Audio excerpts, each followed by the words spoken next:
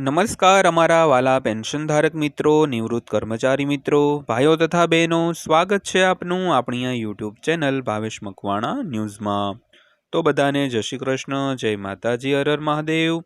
તો મિત્રો, big breaking news ટુડેમાં આજે આપણે વાત કરવાના છીએ જે પેન્શનરો અને નિવૃત્ત કર્મચારીઓ માટે સુપ્રીમે આજરોજ તારીખ 6/8/2025ના રોજ આપ્યો છે એક મહત્વનો ચુકાદો।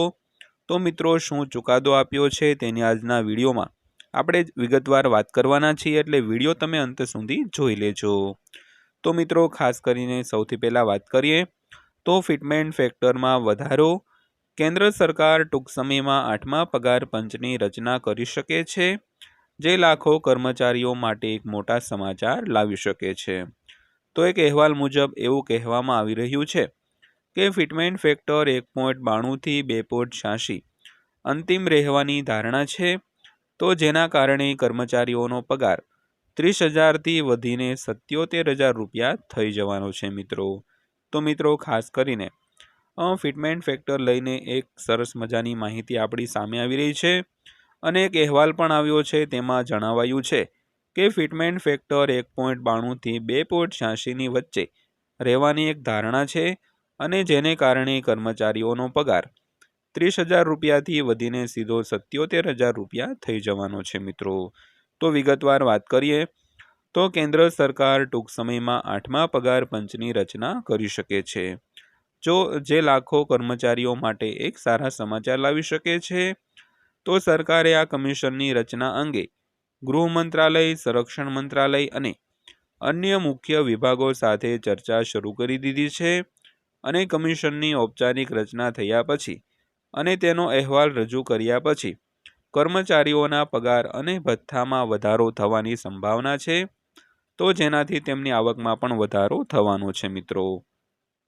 તો મિત્રો, ખાસ કરીને સરકાર 8મા પગાર પંચને લઈને ઘણા બધા વિભાગો સાથે ચર્ચા શરૂ કરી દીધી છે અને આ જે ઔપચારિક રચના થાય અને તેનો અહેવાલ થાય પછી કર્મચારીઓ અને પેન્શનરોના પગાર, પેન્શન અને અન્ય ભથ્થાઓમાં સારો એવો વધારો થશે અને જેનાથી તેમની આવકમાં પણ વધારો થશે મિત્રો।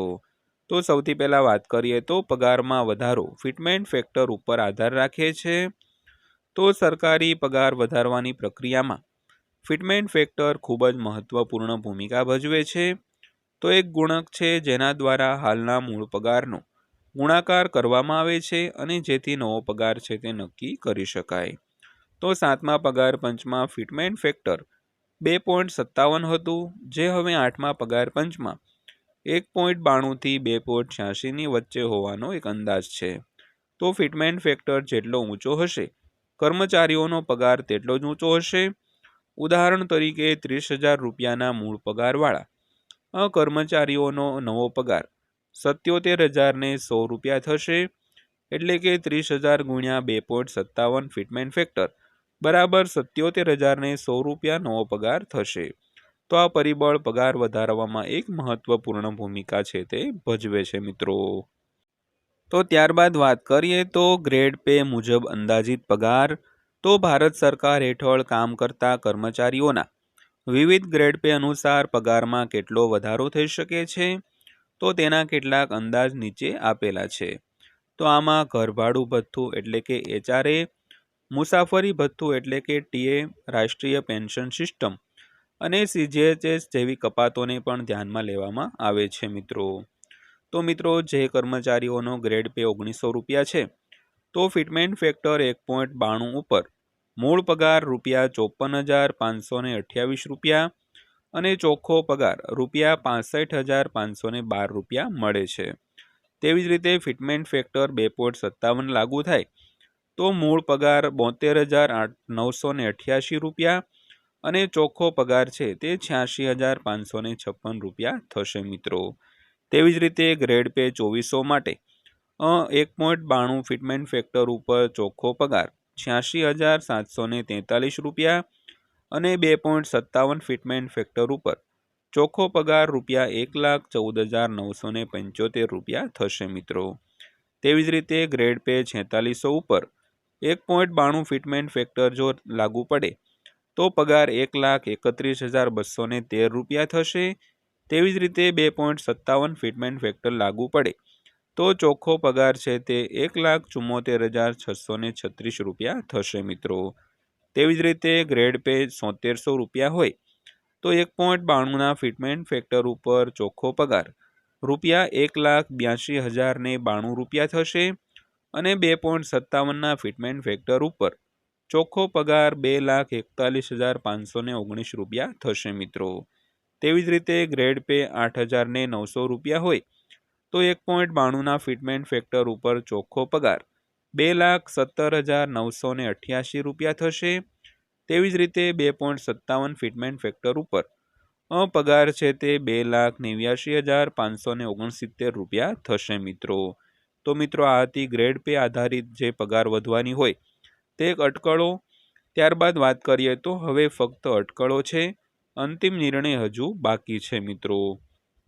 તો મિત્રો ખાસ કરીને વાત કરીએ તો નિષ્ણાંતોની વર્તમાન નીતિઓ અને વલણોના આધારે એવો અંદાજ છે કે 8મા પગાર પંચની ભલામણો પછી સરકારી કર્મચારીઓના પગારમાં વધારો થશે.